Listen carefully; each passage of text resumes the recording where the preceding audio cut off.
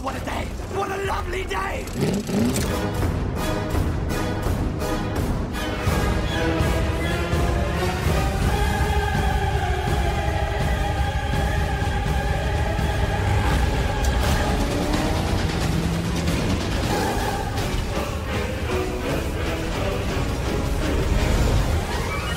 Welcome to the Mad Max Minute Podcast, the daily podcast where we break down Mad Max 1 minute at a time. I'm Rick. And I'm Julia. And today we're talking about minute 31, which begins with Goose carrying the girl to the interceptor, and it ends with Bubba Zanetti informing Toe Cutter of Johnny's apprehension. Good Monday morning, Julia. Oh, yay. Happy Monday. So, last Friday, when we were talking about the end of minute 30, we made allusions to the beginning of this minute. The idea that Max is treating Johnny with a level of roughness, whereas Goose is treating the young woman from the Chevy with a modicum of care. And we get to see that first thing this minute, as he's not only carrying her to the car, but he's also given her his jacket to cover up with, which is going to be a whole lot more than just a tattered piece of upholstery. Yeah, exactly. It did occur to me that, did we decide that Goose was the only one that had proper leather? Right. That is the one. So the jacket that he put around her is an actual leather jacket. Yeah. Okay, actual leather jackets aren't that comfortable. Well, I mean, they are once you like super duper break them in. Yeah. But then they're molded to your body. So I don't know. I mean, yay that she's covered with something that's not a piece of upholstery. But, you know, it's not comfortable. But it's definitely going to offer way more protection and, you know, yes, a bit more security. Yes. Than just tatters. Yes. Although I imagine the gesture offered her more security than the actual jacket. Yeah. And did, you noticed it. I don't know if I saw it right, but you said, oh, what is that hanging from his belt? It looks like he took his bracers off of the jacket and like hung them on his belt. Yes. I Once you really pointed notice. those out, I was like, oh, duh. Of course that's what they are. Like I couldn't notice if they were actually hanging from his belt based on like what I saw later in the minute, or if they were still attached to the coat. But I don't know. I guess it wouldn't matter either way, but it is something on his person that kind of stood out because they do have like those tinges of yellow. Mm-hmm. They're like high visibility type of things. Yeah. But yeah, they looked kind of weird, but we were able to point out pretty quick what they were. Yep. So Johnny, who's been dumped on the side of by the side of the interceptor, is still like just talking. Yeah. And like still whacked out. Yes, he is trying to say the Knight Rider like thing. Think of the Knight Rider when you look at the night sky. A little chant or whatever they have. Yeah, and he can't, like, you can see he's frustrated. He can't remember it. Yeah. And it's really interesting if you look at like the expression on his face. It's like it almost like hurts to remember. Like he's working so hard to remember this saying, but he just can't. Like the way he moves his hands and the way he moves his head. I mean, he gets out one really good Knight Rider to begin. Yes. And then he tries to just go into the rest of it. Right. It's like the words just aren't there, and he's very frustrated by it. So what he ends up saying is just Knight Rider. Yeah. And I believe that this is the first time that he has said Knight Rider where Max or Goose could hear him. Yeah, because Max is just standing over him while Goose is putting the young woman in the back of the car, and he's kind of just standing there listening. Yeah. Like, for the first time at what he's actually saying. Yeah, and he, as soon as he hears the name Knight Rider, he knows exactly he's immediately clued in. Yeah, Max has an amazing poker face. He does. He never gives anything away. But you can definitely tell that he's starting to put things together, and so... Yes, and the way he says, hey, Goose, you remember that code 3 from the other day? He is, you can hear it in his voice, he is trying to remain calm. Mm-hmm. And maybe trying to not tip off Johnny that Max has made the connection on who he is and who he's associated with. It was very restrained. Yeah, absolutely. And then you actually pointed out that I didn't notice when Goose replies to him, his head is still in the car. And he kind of chuckles. Yeah. And he says, yeah. He kind of... So at that moment, he's taking it lightly. Yeah. Like it was a grand old adventure. It makes me wonder, because when we were actually talking about the crash, specifically about Sarson Scuttle and the way they roll over and land in the middle of the road. We don't think one of them is alive. We were pretty certain that Sars died because he wasn't secured or anything like that. Right. And based on like the positioning of the car and whatnot. And the fact that we never see Sars or Scuttle ever again in the movie. Yeah. Like we were certain that the police force had lost a couple of officers in this whole thing. Yeah. But the way that Goose laughs about it, about the whole thing, because I mean, at the end of the day, yeah, he kind of slid on his side. He went into the pickup truck. He had his funny little one-liner. Right, Grand and old time for him. Yeah, and when he gave his funny little one-liner, he was laughing. Oh yeah, he was very pleased with himself. You know how some people can be about their motorcycles and the stereotype of how people can be with their motorcycles. Mm-hmm. He didn't seem to mind that his motorcycle was down on the ground. Yeah. Well, it's a work motorcycle. Right. It's not his own. It's not his personal motorcycle. That'd be different. But his willingness to think light of it, his flippancy with recalling the situation, kind of makes me wonder if they actually did lose Sars in the chase, or if Sars was just banged up, you know. Well, based on his chuckle there, I would say that Sars probably survived, that all they lost was vehicles and pride, which Goose seems okay with. Yeah. But then, so this interaction moves on where Goose pulls his head out of the car, closes the door. Johnny says Knight Rider's name again. Goose hears it this time, and that noise happens. That horrible noise from the train platform. Yeah, just out of nowhere. It's so weird. It coincides with Goose making that connection that Johnny is connected to Knight Rider. Yeah, because the first time we heard it, the toe cutter saw the coffin and realized that it was Knight Rider. That's the first time we heard the sound. And the second time we hear the sound, Johnny says the name Knight Rider, and Goose is the one that recognizes it as the person that they were chasing the other day. So you think it's a noise connected to the Knight Rider? Yeah. But it's the only common thread. It still doesn't make any sense, but at least it's a common thread. Yeah, it doesn't make any sense because we never hear it during the opening chase at all. If it were Knight Rider's noise, then we should have heard it way back in the beginning when Knight Rider was actually still alive. Yeah, like as some sort of indicator, like Jesse's song. Yeah. So I guess it would be if Max was sitting in the car or someone was listening over to the radio and heard the name Knight Rider, and then we got some sort of reaction from that person going along with that sound, then there would at least be a throughway, more than just 2 instances so far, of hearing that just awful sound. And it's an awful sound. It's like someone took a box of tacks and threw it on a piano. Yeah. And then had all of that hooked up to a car battery, so it sounded weird. You know? It's inexplicable. Yeah. No idea what's going on with it. So once Goose realizes who Johnny is, and we hear the noise, Goose gets angry. And he has this line that every time I hear it, he says, well, well, well. And it makes me laugh because it's just such a stupid line. I love that line, not necessarily in this movie specifically, but when it's used as a pun in the Uncharted games. Now, we don't own a PlayStation 4. I've never played the Uncharted games, but we've watched other people play the Uncharted games, and they have a running joke where Nathan Drake and whoever he's with, they will come up upon a well, and Nathan Drake will say, well, well, well, because there's a well. Yeah. And so I always get a kick out of that, and it makes me chuckle a little bit. I completely agree with you that Goose, his expression changes. He kind of zeroes in on Johnny, and he realizes who they have.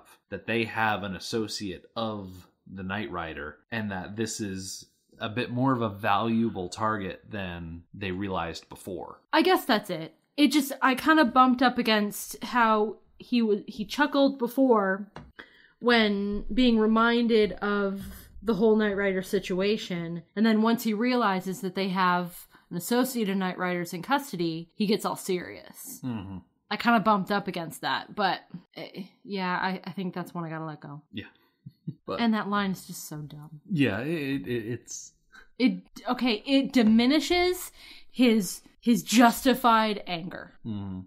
It's just such a cliche thing. I think that's what it is. You know? It's so cliche, and it's hard to call a cliche when we're talking 30 years ago. Because at least. it's a cliche now, but was it a cliche 30 years ago? Or has it become a cliche over the last 30 years? Oh, I think it's closer to like 40. Oh, crap, it is. Oh, my gosh. 2017, and this was like... It is. It's 40 years. It was filmed in 1977. Yeah, it was filmed between 76 and 79. Yeah. Was all the pre-production.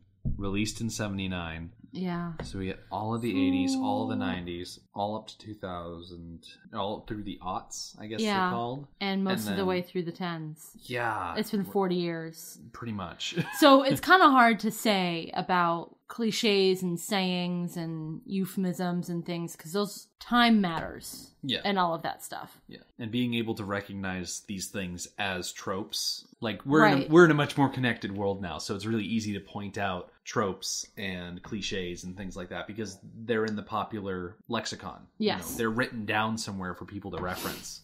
But it's just a dumb line. Yep. And it's the last we see of Max and Goose for a little while because we transition from them putting everybody in the car to the motorcycle gang. You sneeze? No. Okay. But before we go back to the motorcycle gang, I just want to say, since they're putting people in cars, that I want to assume that they called up a second interceptor to bring in Johnny.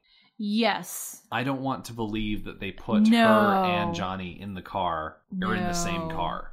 And I would actually, it seems like they should have called for paramedics to come get her. Yeah. She should be in an ambulance and then another ambulance to go get the guy out in the field. Yeah.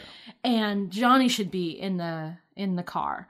But if there was people on the way, the back seat of the car was a safe, not torn apart, ripped up, torn to shreds place for her to hang out until the ambulance got there. Although in modern police work, they really shouldn't have moved her. Like, you don't know what her injuries are. You don't know what evidence you might be destroying. Although I don't know what the policies are between, like, do you helping someone in a non-life-saving way versus preserving evidence? I don't really know how those two interact. But I know that when somebody is injured... moving them is not always the best option. Right. Like, don't move them. You're not a professional. You don't know what you're doing. Yeah, there's a lot about this setting that we don't get a follow-up on because the next time we pick up with Goose and Johnny... they're already back at headquarters. The car has been moved, and there's a lot that's already happened. Yeah, and days have gone by, and we don't see Lair and the girl ever again, do we? Nope. Yeah. So I mean, this is all a lot of things happen in the background where we don't see them. Yeah, and that's fine because in any movie, too much happens in the movie to actually show us all of it. Yeah, there's definitely a span of time that happens that we miss out. Being explicitly told that this much time has passed. Yeah. And that's really obvious in tomorrow's minute. Yes. Because... and, we don't need to have our hands held that much. Yeah. We don't need to be told that ambulances and backup arrived on the scene to take care of the medical needs, to go after Lair out in the field, to, we don't need to be told these things. This is how society works. These things we know are going to happen. We saw firsthand. For now. And maybe that was the purpose of that scene. Yeah. To show us that, yes, ambulances exist, tow trucks people, and things. Yeah. All the appropriate services descend upon a scene just like they do in our society. Yeah. Just like we didn't need to see the second half of the assault on the car and its inhabitants. We didn't need to see the second half. We were shown the aftermath, and that was enough to tell us what happened in between. Yeah. We were able to pick up on what George Miller was trying to say. Yes. And it's interesting. It's like two different methods. With Toe Cutter's gang, what they did to the Chevy and Lair and the woman, they fill in the gaps by showing us the after. Mm-hmm. And based on what we saw in the beginning, we can picture what happened in between because they showed us the results. Mm-hmm. In the case of how crime scenes are handled, we can assume that certain things happened because we saw it happen earlier. So two different methods of filling in the gaps. Do you think the MFP have a CSI unit? No. Yeah. that seems like something that, like, is just extra, you know? Right. Like, they're probably not a big enough force, and they probably don't have the necessary equipment or supplies to have an effective crime scene investigation unit. Yeah. But even if they did, after seeing this scene, that's enough to make a crime scene investigator throw up their hand and be like, I'm going home. Right.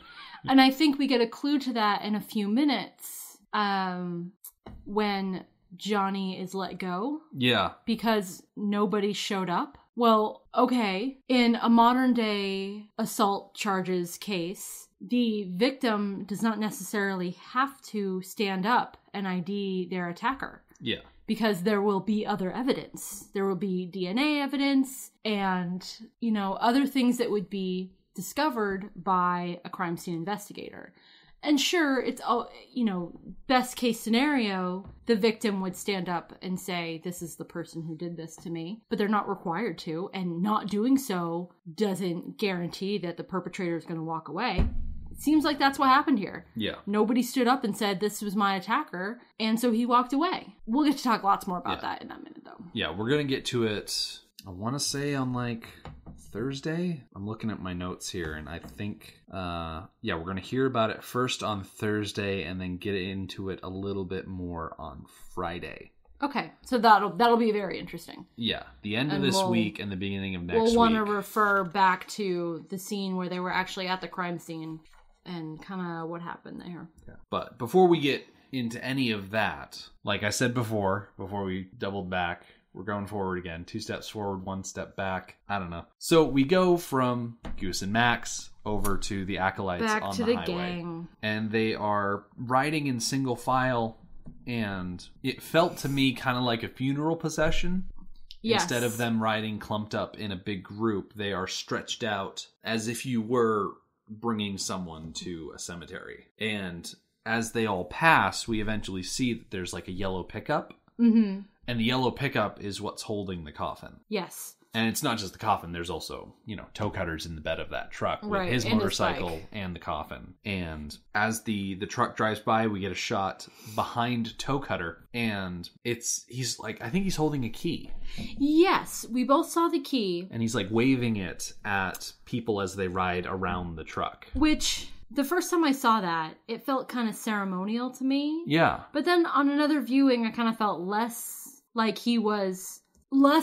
they were one by one paying respects as they were passing, and more like he was just holding up the key. Because it was shiny? Because it was shiny, because he was entertaining himself. Yeah. Because he was looking at it. Yeah, he's riding backwards in a truck. So right, there's not that in the middle of wasteland Australia. Yeah. You know, there's nothing to look at. There's nothing to entertain yourself, except you got a shiny key in your hand. Mm-hmm. So, and a coffin in the other arm. Yeah. So my theory is that, my hypothesis, I should say, is that the key is to the coffin. Mm-hmm. Keys have coffins? Or coffins have keys? I didn't really think so, but that was my only... I mean, it's not the key to his bike. No, it doesn't look like... I mean, they have keys to the bikes. It's not really, you know, part of their props, but, you know... Yeah.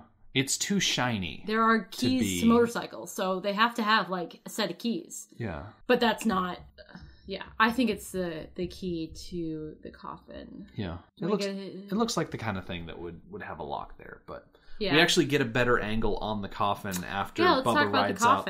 Bubba rides up behind the truck, motions for them to pull over, and it's after they pull over that we can really see it splayed out. Yes, and Toe Cutter is like holding it in his arm. Yeah, it's like propped up against him. Yes, and okay, so in the back of this truck, there's a motorcycle. Yep.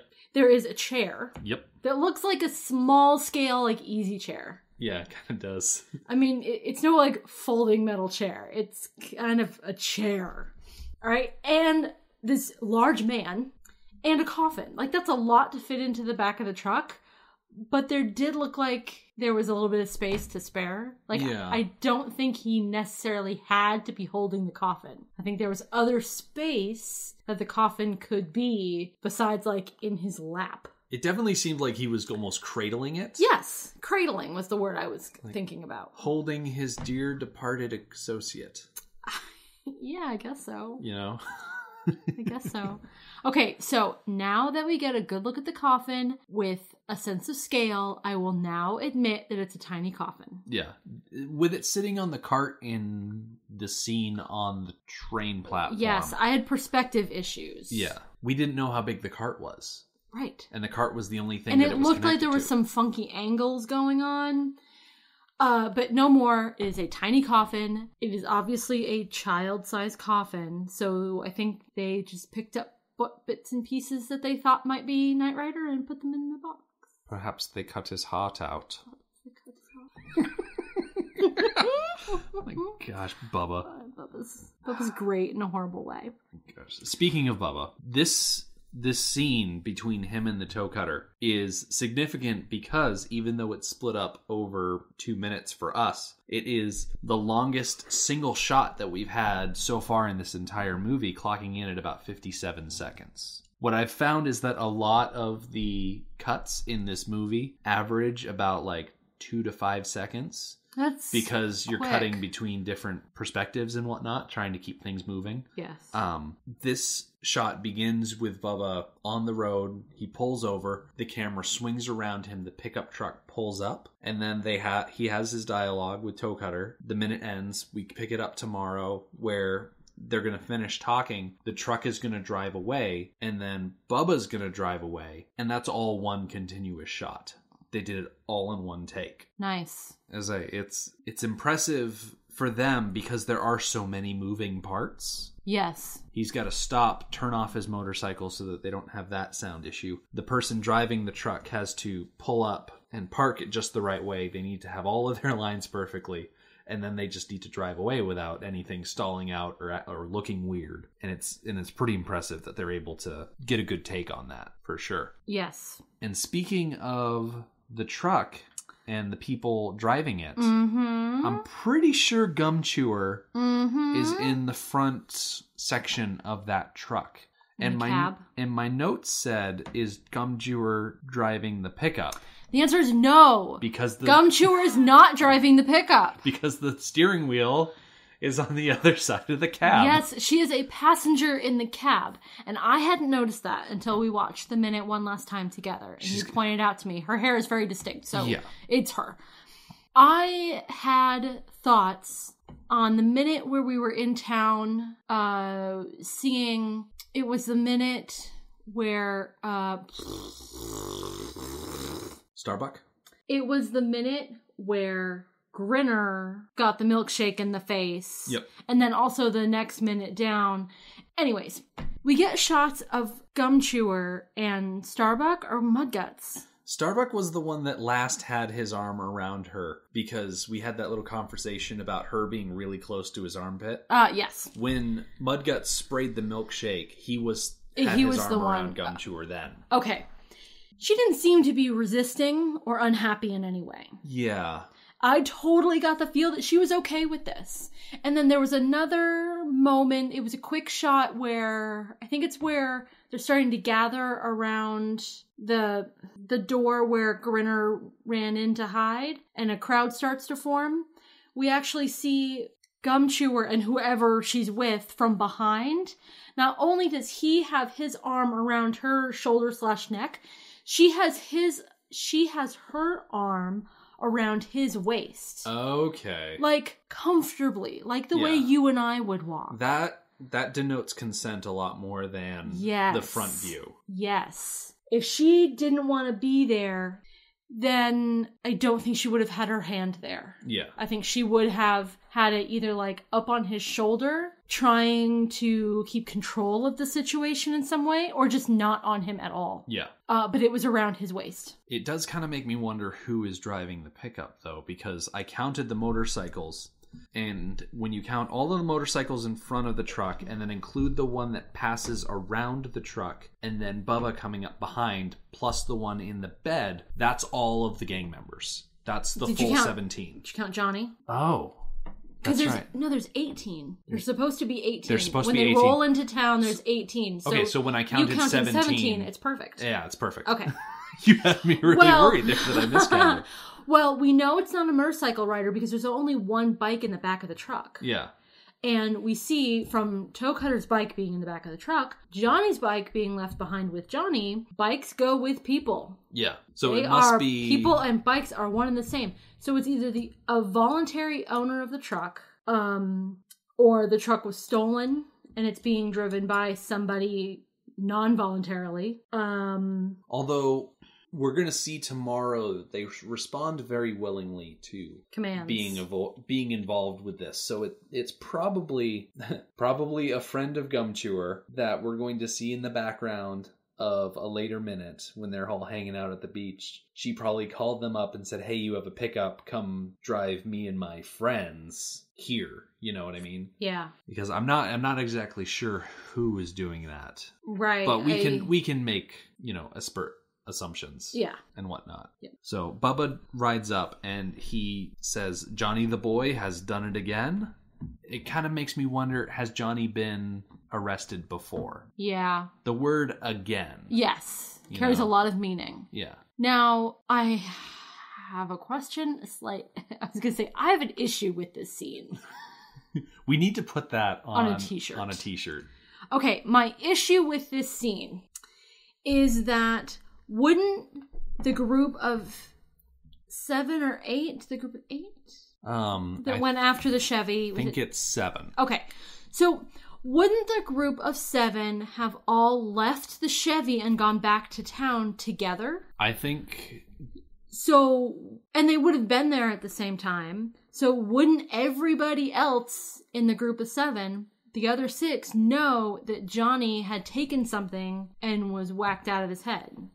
And was whacked out of his skull? I think, well... Why is this news to Toe Cutter? We discussed this, I feel like, before. I think they did Top Gear rules where Johnny did a little too much and got a little too bogged down, and so they just left him behind. Right. Figuring he would sober up and follow them. It sounds like Bubba is telling Toe Cutter that Johnny is no longer with the group. Yeah. That Johnny stayed behind. Do you think done it again, meaning get arrested? But how does he know he's arrested? He's not there. Yeah. He might be saying Johnny the boy has done it again, meaning that he's gone AWOL. If that's what he means, shouldn't Toe Cutter already know that? Yeah. He's able to count. He'd be able to realize. Especially in his little group of 7. Yeah. Unless he left first. Unless they didn't all leave together. Yeah, I don't think they all left together.